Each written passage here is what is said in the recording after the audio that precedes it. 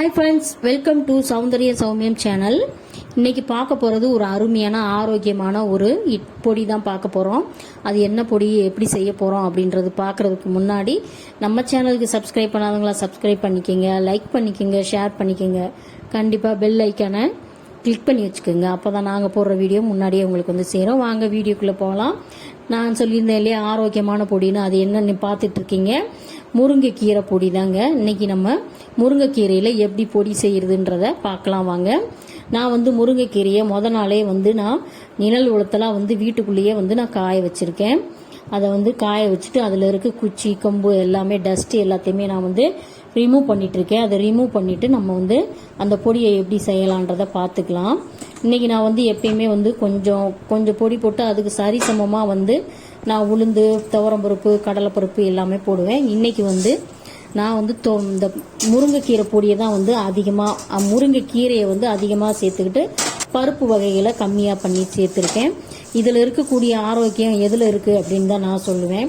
இந்த கீரையில் அயன் சத்து அதிகமாக இருக்குது, பருப்புங்களில் வந்து புரதச்சத்து இருக்குது. நம்ம சுகர் உள்ளவங்க, அதாவது சர்க்கரை வியாதி உள்ளவங்க இந்த முருங்கைக்கீரை பொடியை நல்லா தினமும் காலையில் வந்து வெறும் வயிற்றில் சுடுதண்ணியில் 2 ஸ்பூன் போட்டு குடித்தாங்கன்னா அவங்க ஆரோக்கியத்துக்கு குறைவே கிடையாது. அந்த சர்க்கரையோட அளவு குறைஞ்சிக்கிட்டே வரும்னு நம்ம சொல்லுவாங்க. அந்த பொடி தான் நம்ம இப்போ செய்ய போகிறோம். இப்போ நான் நம்ம முருங்கைக்கீரையை எல்லாத்தையும் சுத்தம் பண்ணி வச்சதை வந்து லேசாக சிறு தீயில் வச்சு கடாயில் போட்டு நீங்கள் லேசாக சூடுபடுத்திக்கோங்க. நான் நிழல் உலத்திலே உலர்த்தினதுனால அது கொஞ்சம் லேசாக லைட்டாக வந்து ஈரப்பதம் இருந்ததுனால நான் வந்து அதை வந்து சூடுபடுத்திக்கிறேன். அது நல்லா க்ரஷ் பண்ணிங்கன்னா நல்லா உடையிற மாதிரி இருக்கும்.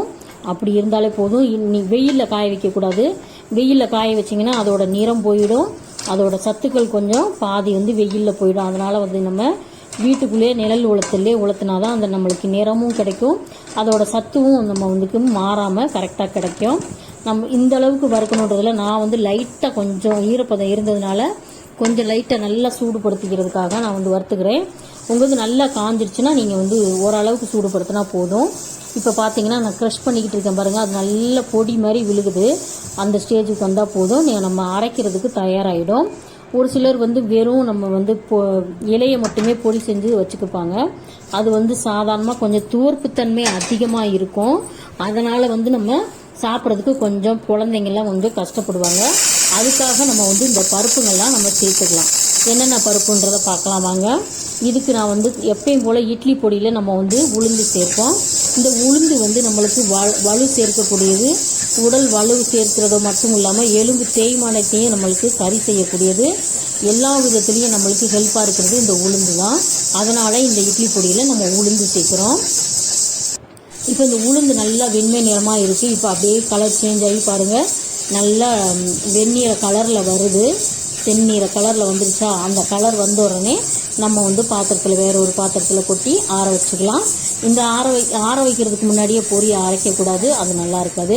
அதனால் கொட்டி நல்லா பரப்பி நல்லா தாம்பாளத்தில் கொட்டி நீங்கள் காய வச்சுக்கோங்க. இப்போ வந்து நம்ம ஒரு தாம்பாளத்தில் அதை கொட்டிக்கலாம். அடுத்து என்ன பருப்பு சேர்க்கலாம் அப்படின்றத பார்ப்போம் வாங்க.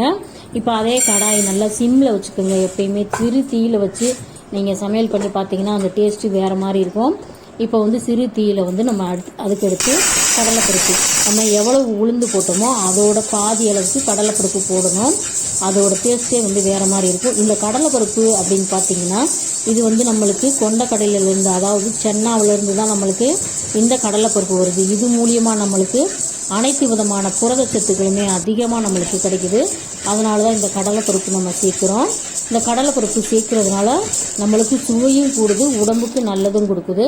இப்போ வந்து நான் வந்து கொஞ்சம் தீ அதிகமாக வச்சதுனால ஒரு சில பருப்பு வந்து தீஞ்சிருச்சு. இதுக்காக தான் நான் சொல்கிறது சிறு தீயில் வைங்க அப்படின்னு சொல்லிட்டு. இப்போ நம்ம காரத்துக்கு வரோம். நம்ம காரத்துக்குன்னு பார்த்தீங்கன்னா மிளகாய் சேர்க்கணும். இந்த மிளகாய் சேர்க்கறதுனால நம்ம மூளையில் இருக்க நரம்புகள் வந்து அதிகமாக சுறுசுறுப்படையும். அதுக்காக தான் வந்து நம்ம இந்த மிளகாய் சேர்க்குறோம். எல்லாருமே இந்த காரத்துக்காக தான் சேர்க்குறோம் அப்படின்னு நினைப்போம். ஆனால் எல்லாத்துலேயுமே ஒவ்வொரு விஷயங்கள் இருக்குது, ஒவ்வொரு பொருள் சேர்க்குறதுலையும். இப்போ நம்ம எங்கள் வீட்டுக்கு தகுந்த மாதிரி நான் காஞ்ச மிளகாய் போட்டிருக்கேன். நீங்கள் உங்களுக்கு தகுந்த மாதிரி காஞ்ச மிளகாய் போட்டு அது கூட கல்லுப்பு போட்டு சேர்த்து வறுத்து பாருங்கள். அது நம்மளுக்கு நெடி அடிக்காமல் இருக்கும், மிளகாயும் நல்லா காஞ்சிடும். இப்போ எல்லாத்தையுமே தனித்தனியாக கொட்டி நல்லா ஆற வச்சுருங்க தாம்பாளத்தில். அதுக்கு நடுவில் நம்ம இதுக்கு வந்து கொஞ்சம் மிளகும் கையில் போட்டுக்கலாம். 1 ஸ்பூன் அளவுக்கு நான் வறுக்கலை, நல்லா ட்ரையாக இருக்கிறதுனால மிளகு 1 ஸ்பூன் போட்டிருக்கேன். இதுக்கு தேவையான பெருங்காயம். எப்பயுமே நம்ம பருப்பு வகைகளை அரைக்கும் போது பருப்பு சாதமோ பருப்பு பொடியோ எதுவுமே இட்லி பொடி அரைச்சா கூட நம்ம பெருங்காயம் கண்டிப்பாக சேர்க்கணும். ஏன்னா பருப்பு வகைகள் சேர்க்கும்போது நம்மளுக்கு அஜீரண கோளாறு ஏற்படுறதுக்கு சான்ஸ் அதிகமாக இருக்குது. அதனால் பெருங்காயம் கண்டிப்பாக சேர்க்கணும். இது சுவையை கூட்டுறதுக்கும் நல்லாயிருக்கும். இப்போ இதுக்கே நம்ம கொஞ்சம் கருவேப்பிலை சேர்த்துக்கலாம். கருவேப்பிலையில் இல்லாத சத்துக்கள் ஏதாவது இருக்கா? இதுலேயும் அதிகமான அயன் சத்து இருக்குது, எல்லா விதமான புரோட்டீன் நார் சத்து எல்லாமே இருக்குது. நம்மளுக்கு மலச்சிக்கல் இருந்தால் இந்த நம்ம கருவேப்பிலையை சாப்பிட்டோம்னாலே மலச்சிக்கல் சரியாயிடும். அனைத்து விதமான நன்மையும் கொண்ட இந்த கருவேப்பிலையும் நம்ம சேர்த்துக்கிறோம். இப்படி நம்ம எந்த ஒரு சமையல் செய்தாலுமே சத்துக்கள் நிறைந்த இதோட சேர்த்து செய்கிறது தான் அது ஒரு சமையல். இப்போ எல்லாத்தையுமே நம்ம வறுத்தாச்சு. வறுத்து பொடி பண்ணி இப்போ உங்களுக்கு சர்வ் பண்ணி காமிச்சிக்கிட்டு இருக்கேன். இப்போ சூப்பரான முருங்கைக்கீரை பொடி, முருங்கைக்கீரை பொடின்னு சொல்லிக்கலாம், இட்லி பொடின்னு சொல்லிக்கலாம். நீங்களும் இதே மாதிரி செஞ்சு சாப்பிட்டு ஆரோக்கியத்தை நீங்களும் உங்கள் குழந்தைங்களுக்கு கொடுங்க. வீடியோ பிடிச்சிருந்தா லைக் பண்ணுங்கள், ஷேர் பண்ணுங்கள். கண்டிப்பாக நம்ம சேனலுக்கு சப்ஸ்கிரைப் பண்ணுங்கள். தேங்க்யூ. அடுத்த வீடியோவில் பார்க்கலாம். பாய்.